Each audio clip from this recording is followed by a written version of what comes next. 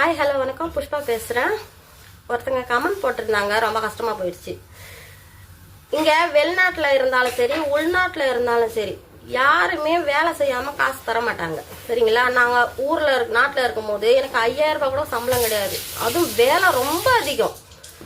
பாய் வேலை செஞ்சவங்க இப்போ நிறைய பேர் கமெண்ட் பண்ணியிருக்காங்க, ஊரில் இருக்கிறவங்களே. அவங்களெல்லாம் கேட்டு பாருங்க எப்படி இருக்கும் வேலைன்னு.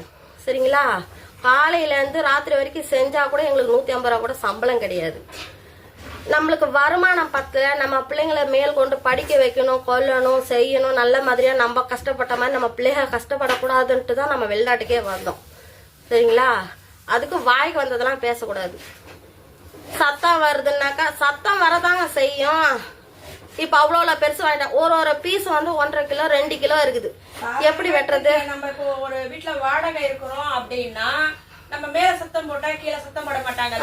ஹவுஸ் ஓனருங்க அந்த மாதிரி தான் எல்லா சத்தம் வராம செய்யணும் சொல்றாங்க. எப்படி சத்தம் வராம செய்ய முடியும் சொல்லுங்க? இது தெரியாம அவங்க ஒருத்தவங்க கமெண்ட் பண்ண பிடிக்கலன்னாக்கா தள்ளி விட்டுடுங்க. சரிங்களா? அத நீங்க பாத்துட்டு தவறான கமெண்ட் எல்லாம் போடாதீங்க. குழந்தைங்களை சொந்த பந்தல ஏன் விட்டுட்டு நம்ம இங்க வரோம்? ஒரு 10 ரூபாய் சம்பாதிக்க தான் நம்ம இங்க வரோம். அதுல ஒரு என்டர்டைன்மெண்ட் தான் இந்த வீடியோ. அது எல்லா இந்த நாட்டுல எல்லா இடத்துலயுமே நடக்குது. அதை வந்து நம்ம தப்பா கமெண்ட் பண்ண கூடாது. நம்ம கஷ்டத்தை நம்ம ஷேர் பண்ற மாதிரி அடுத்தவங்க கஷ்டத்தை ஷேர் பண்ணாதான் நமக்கு இது. அதை விட்டுட்டு நீங்க உங்களுக்கு வந்து தப்பா பேசுறது, தப்பா கிரியேட் பண்றது தயவு செய்து பண்ணாதீங்க. உங்களுக்கு பிடிக்கல. வெளிநாட்டுல இருக்கிறவங்க இதனோட லைஃப் எப்படி இருக்குன்னு நீங்க கமெண்ட்ல சொல்லிட்டு போங்க. பாய், மசலாம.